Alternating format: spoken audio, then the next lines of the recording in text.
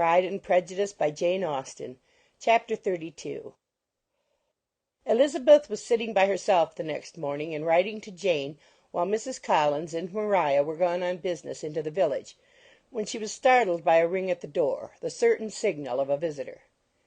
As she had heard no carriage, she thought it not unlikely to be Lady Catherine, and under that apprehension was putting away her half-finished letter, that she might escape all impertinent questions, when the door opened, and to her very great surprise Mr. Darcy, and Mr. Darcy only, entered the room. He seemed astonished, too, on finding her alone, and apologized for his intrusion by letting her know that he had understood all the ladies were to be within. They then sat down, and when her inquiries after Rosings were made, seemed in danger of sinking into total silence. It was absolutely necessary, therefore, to think of something, and in this emergency, recollecting when she had seen him last in Hertfordshire, and feeling curious to know what he would say on the subject of their hasty departure, she observed, "How very suddenly you all quitted Netherfield last November, Mr. Darcy.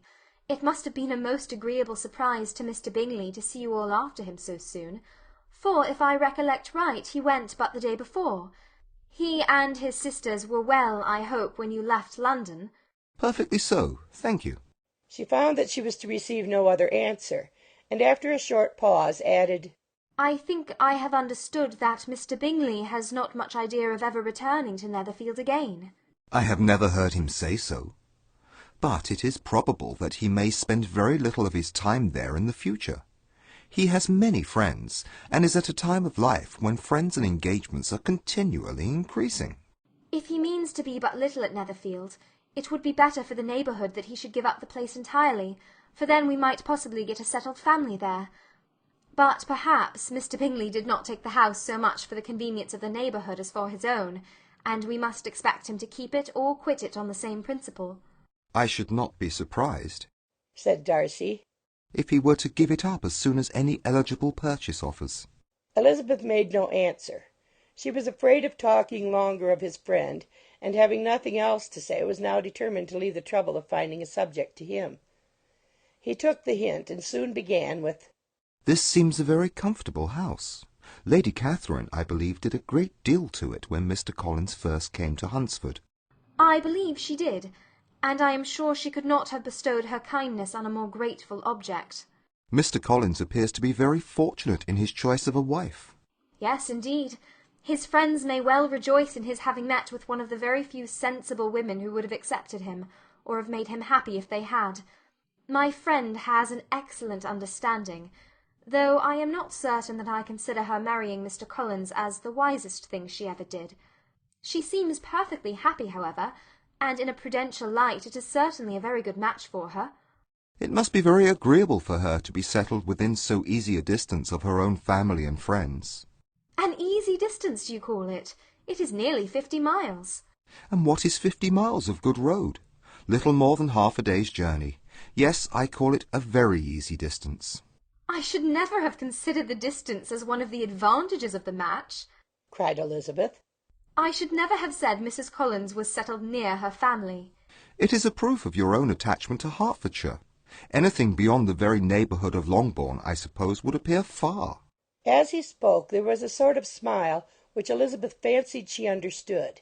He must be supposing her to be thinking of Jane and Netherfield, and she blushed as she answered, "I do not mean to say that a woman may not be settled too near her family. The far and the near must be relative and depend on many varying circumstances. Where there is fortune to make the expenses of travelling unimportant, distance becomes no evil.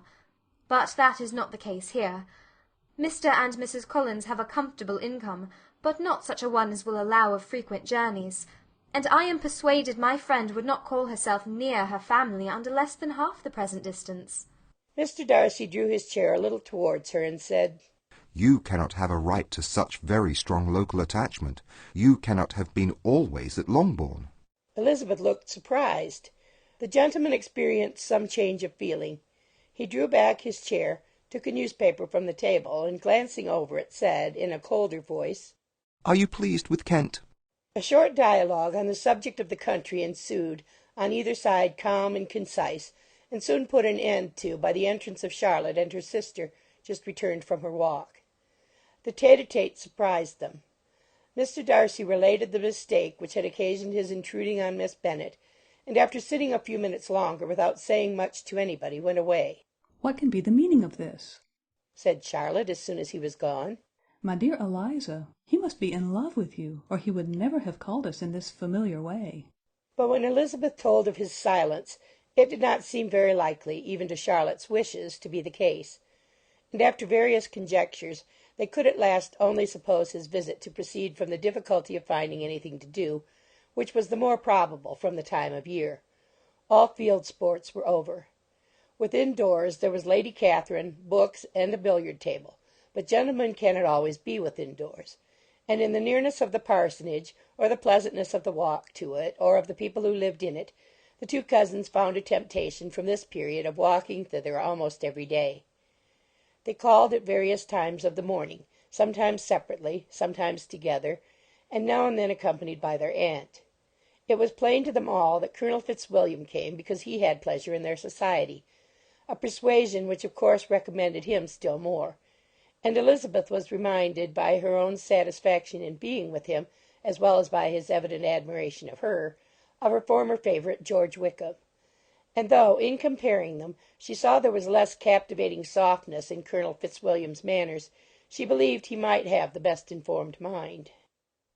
But why Mr. Darcy came so often to the parsonage it was more difficult to understand. It could not be for society, as he frequently sat there 10 minutes together without opening his lips, and when he did speak it seemed the effect of necessity rather than of choice, a sacrifice to propriety, not a pleasure to himself. He seldom appeared really animated. Mrs. Collins knew not what to make of him. Colonel Fitzwilliam's occasionally laughing at his stupidity proved that he was generally different, which her own knowledge of him could not have told her, and as she would like to have believed this change the effect of love, and the object of that love her friend Eliza, she set herself seriously to work to find it out. She watched him whenever they were at Rosings, and whenever he came to Hunsford, but without much success. He certainly looked at her friend a great deal, but the expression of that look was disputable. It was an earnest, steadfast gaze, but she often doubted whether there were much admiration in it, and sometimes it seemed nothing but absence of mind. She had once or twice suggested to Elizabeth the possibility of his being partial to her, but Elizabeth always laughed at the idea, and Mrs. Collins did not think it right to press the subject, from the danger of raising expectations which might only end in disappointment; for, in her opinion, it admitted not of a doubt that all her friend's dislike would vanish if she could suppose him to be in her power. In her kind schemes for Elizabeth she sometimes planned her marrying Colonel Fitzwilliam. He was beyond comparison the most pleasant man. He certainly admired her, and his situation in life was most eligible. But, to counterbalance these advantages, Mr. Darcy had considerable patronage in the church, and his cousin could have none at all. Chapter 32